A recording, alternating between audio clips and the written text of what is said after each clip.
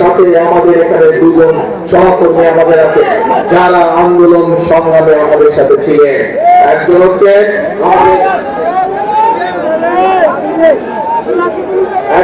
খেজুর গাছ আমাদের, আরেকজন হচ্ছে মাতাল আমাদের সাকি সাহেব।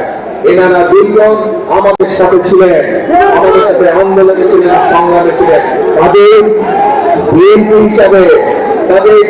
হিসাবে ধানের শীষ হিসাবে ধানের শীষের সহকর্মীরা, ধানের শীষের ভাইয়েরা, তাদের ধানের শীষের যত নেতা কর্মী আছে, ধানের শীষের যত ভাইয়েরা আছে, তাদের সকলের দায়িত্ব হচ্ছে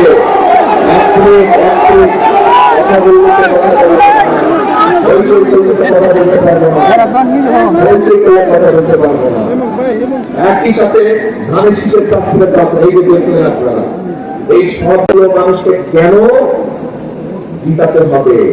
ধানের শীষ সহ আমাদের কেন্দ্রীয় সহ মাতার কারণে কেন জিতাতে হবে? কারণ এই মানুষগুলো আন্দোলনে ছিল, এই মানুষগুলোর অবদান আছে। এই যে আছে ভোটের অধিকার প্রতিষ্ঠিত হয়েছে, কথা বলার অধিকার প্রতিষ্ঠিত হয়েছে দেশের মানুষের। এই মানুষগুলো সেদিন আপনাদের সাথে ছিল, এই মানুষগুলো আমাদের সাথে ছিল, এই মানুষগুলো দেশের গণতান্ত্রিক মানুষের সাথে তারা রাজপথে ছিল, রাজপথে সংগ্রাম করছে। এই জন্য আমাদের বিএনপি ধানের শীষের দায়িত্ব হচ্ছে তাদেরকে জিতিয়ে আনা। কত কেমন ভোট দিতে হয়?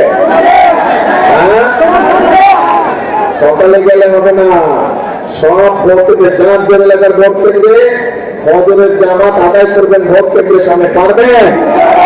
ফজরের সময় উঠতে হবে, এইবার পারবেন? কারণ অনেক ষড়যন্ত্র হচ্ছে এই ভোটকে। এর আগে যে তথাকথিত ভোট এসল, আমুদামুর নির্বাচন হয়েছিল, নিশিরাতের নির্বাচন হয়েছিল, এবারও ভোট নিয়ে কিন্তু ষড়যন্ত্র হচ্ছে। পত্রিকার কথায় খবর এসেছে, বিভিন্ন সোশ্যাল মিডিয়াতে খবর এসেছে, দেখেছেন না? বিদেশে আমাদের যে ভাইরা আছে, যারা প্রবাসীরা আছে, তাদের জন্য যে ব্যালট পেপার পাঠানো হয়েছে, কিভাবে একটা দল সেই ব্যালট পেপারকে দখল করেছে দেখেছেন? এই ষড়যন্ত্র দেশের ভিতরেও চলছে। এই জন্যই বলছি তাহাজ্জুদের নামাজ পড়তে হবে। ভোর রাতে উঠে তাহাজ্জুদের নামাজ পড়লেন, তারপরে ঘর থেকে বের হবেন, যার যার ভোট কেন্দ্রে গিয়ে ওইখানে দাঁড়িয়ে ওখানে ফজরের জামাতের নামাজ আদায় করতে পারবেন? দেখতে পারবেন? হাত তুলেন তো। এত মানুষ পারবে, তাহলে ইনশাআল্লাহ বিজয় সুনিশ্চিত।